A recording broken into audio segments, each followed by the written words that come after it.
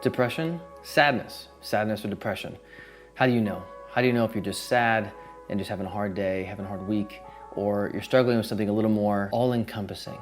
Stay tuned to find out. Hi, I'm Travis Goodman. I'm a licensed marriage and family therapist. You could follow me here, check it out. Well, what is sadness and what is depression? First, sadness is just one of the most basic human emotions that we all experience. We can experience sadness from anything from failing a test. We can experience sadness from losing a job or not getting a job. We can experience sadness from someone who passes away. Sadness comes in varying degrees, but like other emotions, sadness is a temporary state, and it typically tends to fade as time goes on. There are times as well with sadness that it can feel all-encompassing. It can be this kind of heaviness to it. For example, if we lose someone that's really close to us, we may experience a more heavy sadness that seems to kind of affect more of our life. It could affect our work, our social life, our personal life. It can just really consume us. But again, it tends to fade with time. Sadness is an emotion. Depression is a mental illness. See, these are key differences we're going to start to explore a little further.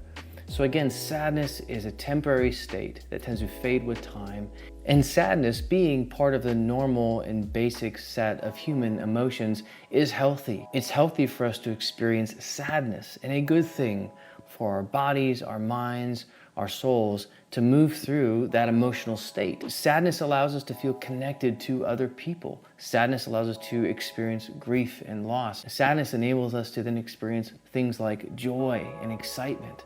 That's the other side of the coin. And so if you have sadness, that's okay. It's part of, again, the basic human states of emotion.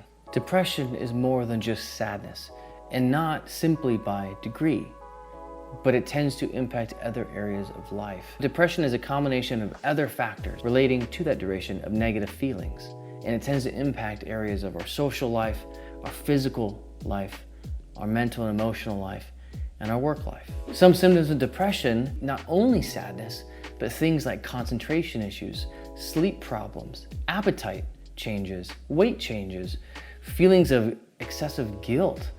We could even have thoughts of suicidal ideation. It could affect our psychomotor movements. It could affect our energy levels and our fatigue, and we can pull away from things we used to love to do, like hobbies. As I'm talking, you can even hear there's so much more to depression than merely just being sad. And again, the key is it stands for at least a 2-week period or more. Sadness can turn into something more significant. We can start off being sad, and over time, we could begin to have other symptoms. It can take the sadness and it can become depression. And those are things to be aware of. But again, think of that list. And if so, that is when you may want to consider reaching out to a support system, reaching out to a licensed therapist to be assessed, to see if it's just sadness or something more significant like depression that may require some level of treatment, that requires more than just moving through that emotional state. If you're interested to know more about the signs and symptoms of clinical depression, click this video below.